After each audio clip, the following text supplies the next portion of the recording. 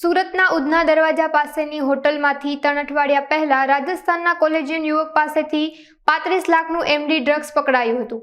આ ગુનામાં ભાજપના લઘુમતી મોરચાના ઉપપ્રમુખનો પુત્ર મોહમ્મદ રેહાન જમીલ અહમદ અંસારીની ધરપકડ કરવામાં આવી છે।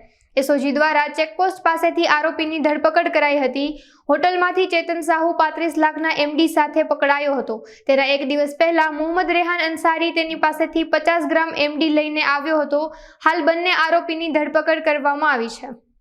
ગઈ તારીખ 21/7/2024 ના રોજ 354 ગ્રામ ડ્રગ્સનો જથ્થો જે 35 લાખ અંદાજે તેની કિંમત છે તે પકડેલો।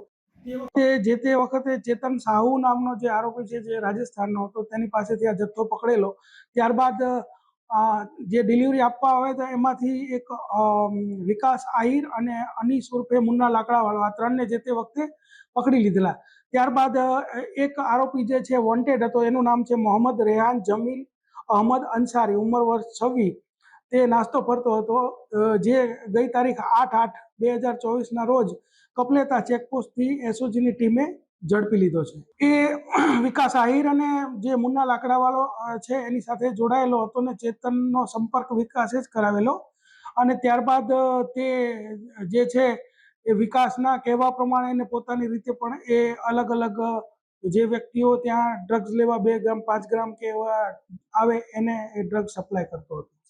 અત્યારે જે અમને માહિતી મળી છે એ મુજબ એ નાના જથ્થામાં ડ્રગ્સ વેચતો હતો અને હજી અમારી પાસે 12/8/2024 સુધીના રિમાન્ડ ઉપર છે। તો વધારાની જે માહિતી હશે એ નીકળશે તો એ પણ આપને જણાવવામાં આવશે।